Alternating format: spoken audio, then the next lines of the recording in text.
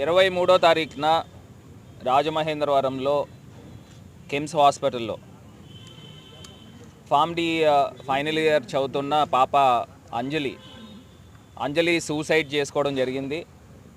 ఆ సూసైడ్లో భాగంగా ఆమె సూసైడ్ నోట్ కూడా ఆమె డైరీలో క్లియర్గా మెన్షన్ చేస్తూ ఎవరి వలన నేను సూసైడ్ చేసుకుంటా ఉన్నాను, నన్ను ఎవరు సెక్షువల్గా హరాస్మెంట్ చేస్తూ ఉన్నారు, ఇది నేను ఈ బాధని తట్టుకోలేక నేను సూసైడ్ చేసుకుంటున్నానని చెప్పి ఆమె ఈ సూసైడ్ నోట్లో క్లియర్గా మెన్షన్ చేసి ఆమె బ్రోమిలిన్ డ్రగ్ పేరు కూడా చూసినట్టయితే వెరోనియం బ్రోమైడ్ 10 mg.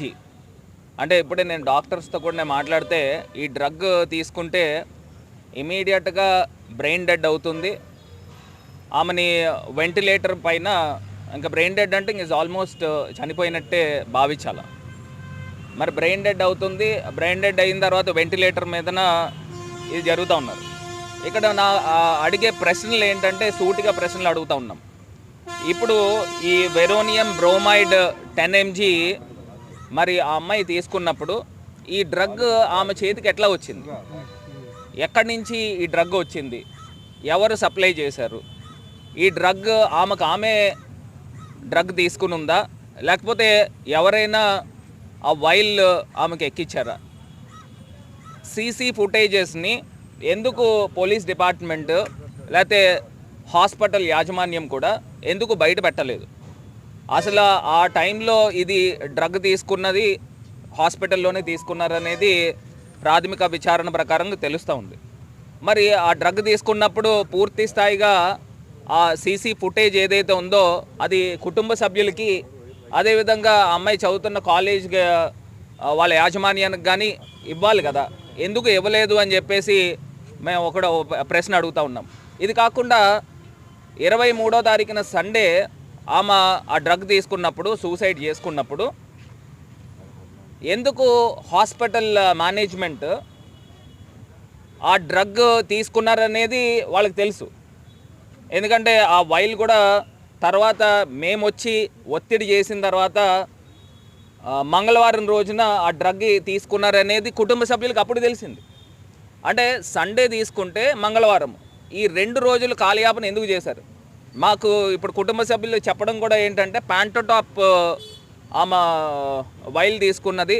ప్యాంటోటాప్ అని అంటే కొంత గ్యాస్ట్రిక్ ట్రబుల్తో ఉంది, ఆ గ్యాస్ట్రిక్ ట్రబుల్తో ఉండడం వలన అమ్మాయి ఫుడ్ సరిగ్గా తీసుకోదు, అందు గురించి కళ్ళు తిరిగింది అనే అంశాన్ని కుటుంబ సభ్యులకు కూడా తల్లిదండ్రులకు కూడా అదే చెప్పారని మరి చెప్తా ఉన్నారు. అసలు ఎందుకు కన్ఫ్యూజ్ చేయాలని అడుగుతున్నా. ఇప్పుడు నిజంగా ఆ బ్రోమైడ్ అనే డ్రగ్ తీసుకున్నప్పుడు ఆ డ్రగ్గే తీసుకుందని చెప్పాలి కదా, ఎందుకు ఈ దాపరికము చేసే కార్యక్రమం చేస్తూ ఉన్నారు?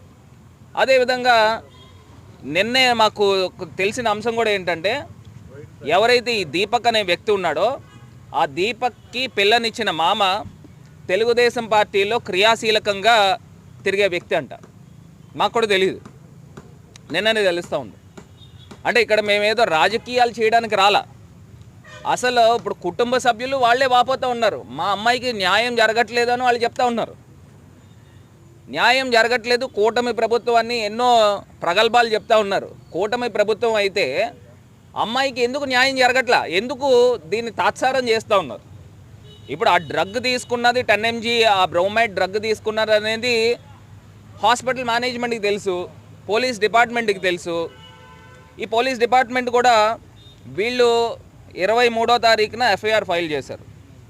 ఆ ఎఫ్ఐఆర్ ఫైల్ చేసినప్పుడు ఇందులో ఎఫ్ఐఆర్ డేటెడ్ ఏమో 24వ తారీఖున కనబడుతూ ఉంది.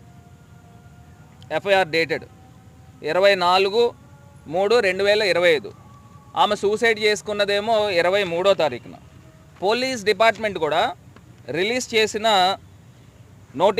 వాళ్ళు కూడా పబ్లిక్ ప్రెస్కి రిలీజ్ చేశారు.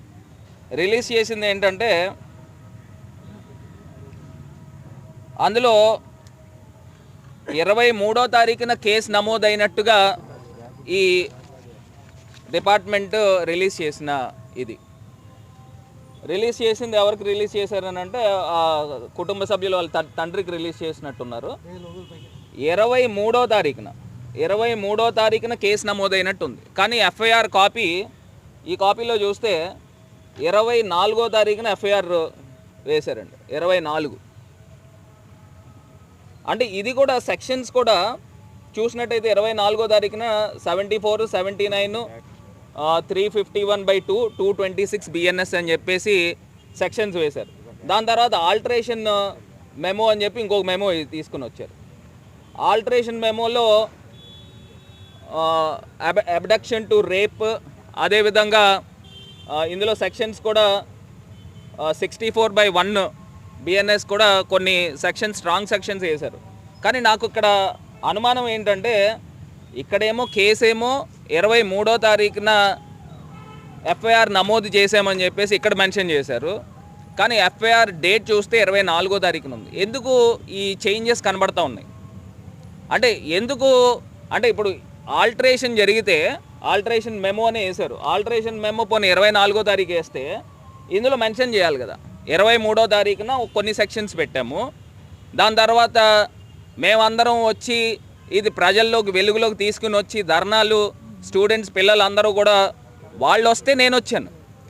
ఇక్కడ ఈవీఎం ఎమ్మెల్యే ఉన్నాడు, నోటుకొచ్చిన మాటలు మాట్లాడుతూ ఉన్నాడు. అక్కడ దారిపోతున్న స్టూడెంట్స్ని అందరినీ ఆపంట నేను తీసుకొచ్చి ఇక్కడ ధర్నా చేయించే కార్యక్రమం. ధర్నా చేసి 2 గంటలు అయిన తర్వాత నాకు తెలిసి నేను వచ్చాను ఇక్కడికి. నోరిప్పితే స్వామి మాల వేసుకున్నాడు, అబద్ధాలు ఆడుతూనే ఉన్నాడు. ఇప్పుడు నేను అడుగుతా ఉన్నా, ఇదే ఎమ్మెల్యేని అడుగుతా ఉన్నా, నేను మళ్ళీ పుట్టాలని అనుకోవట్లేదని చెప్తా ఉంది. అంటే ఎంత మనసు ఇరిగిపోతే ఇలాంటి మాటలు రాస్తారు. అంటే ఇప్పుడు దాకా ఇన్వెస్టిగేషన్, ఆ దీపక్ అనే వ్యక్తిని ఇన్వెస్టిగేషన్ చేశారు. ఈ అమ్మాయి ఎక్కడైతే ఉందో ఆ అమ్మాయి రూమ్మేట్స్ని ఇన్వెస్టిగేషన్ చేశారా, అసలు ఏం చెప్తా ఉన్నారు? ఇవన్నీ పూర్తి స్థాయిగా ఒక స్పెషల్ ఇన్వెస్టిగేషన్ టీమ్ని ఏర్పాటు చేయాల్సిన అవసరం గవర్నమెంట్ పైన ఉంది. అదేవిధంగా ఆ అమ్మాయి ఏదైతే ఆఖరి మాటలు చెప్పిందో, ఆర్గాన్స్ని డొనేట్ చేయాలి అని చెప్పేసి నేను కుటుంబ సభ్యులను కూడా రిక్వెస్ట్ చేస్తూ ఉన్నాను. ఇప్పుడు అక్కడ హాస్పిటల్ వాళ్ళు హెల్త్ బులెటిన్ ఏదైతే ఇచ్చారో ఆ హెల్త్ బులెటిన్ తీసుకొని ఆ అమ్మాయి ఆఖరి కోరిక ఏదైతే చెప్తా ఉందో దాన్ని కూడా మనం పాటించాల్సిన అవసరం ఉంది. ఇది కాకుండా ఇంకో మాట కూడా చెప్పింది, ఇలాంటి సంఘటన మరి వేరే అమ్మాయికి ఎవరికి కూడా జరగకూడదు అని కూడా ఆ అమ్మాయి రాసింది. అంటే నిజంగా ఎంత మనసు విరిగిపోతే ఇలా జరుగుతుందనండి. అసలు ఈ కూటమి ప్రభుత్వము దీన్ని సండే జరిగితే ట్యూస్డే కానీ పూర్తి స్థాయి వెలుగులోకి రాలా. వీళ్ళు కుటుంబ సభ్యులు కూడా వెళ్ళి పోలీస్ స్టేషన్లో వాళ్ళు కంప్లైంట్ పెడితే దీన్ని ఇలాగ ఆల్టర్ చేయండి, అలా ఆల్టర్ చేయండి అని చెప్పేసి పోలీస్ డిపార్ట్మెంటే సజెషన్స్ ఇస్తున్నారని కూడా చెప్తా ఉన్నారు. అంటే ఎక్కడికి వెళ్ళిపోతూ ఉన్నాము? మనం ప్రజాస్వామ్యంలో ఉన్నామా? ఎక్కడున్నాము? ఇంత దారుణంగా ఒక అమ్మాయికి ఇంత ఇన్సిడెంట్ జరిగితే అసలు మహిళా హోంమంత్రిగా ఉన్న హోమ్ మినిస్టర్ వచ్చి విజిట్ చేయాలి కదా, అసలు ఏం జరిగింది అనేది మాట్లాడాలి కదా. ఈ కూటమి పెద్దలు అందరూ కూడా ఎన్నో ప్రగల్భాలు పలికారు. ఆ అమ్మాయికి ఎక్కడా కూడా అన్యాయం జరిగితే మేము ముందర వచ్చి మేము బాల్తామని చెప్పేసి. మరి ఏం బాల్తా ఉన్నారు? ఇప్పుడు సాక్షాత్తు ఇక్కడ స్థానికంగా ఉన్న ఎమ్మెల్యే మాట్లాడుతూ ఉన్నాడు, నా గురించి మాట్లాడాడు. ఏమని మాట్లాడాడు?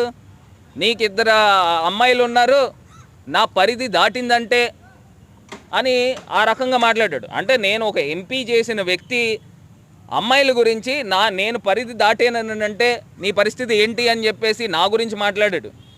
అంటే ఒక ఎంపీ చేసిన వ్యక్తి అమ్మాయిల గురించి ఈ రకంగా మాట్లాడిన వ్యక్తి ఆడపిల్లలకి ఏం రక్షణ కల్పిస్తాడు? నోరిప్పితే స్వామి మాల వేసుకుని పచ్చి అబద్ధాలు మాట్లాడుతూ ఉన్నాడు.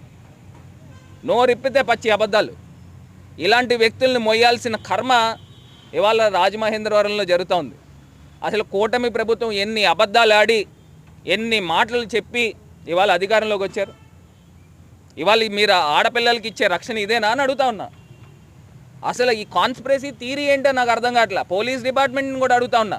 23 ఎఫ్ఐఆర్ ఇచ్చాము, ఎఫ్ఐఆర్ కట్టేమని చెప్పేసి ఇందులో మీరు రాస్తే 24వ తారీఖు ఎఫ్ఐఆర్ రిపోర్ట్లో ఉంది, డేటెడ్ 24 అని ఉంది.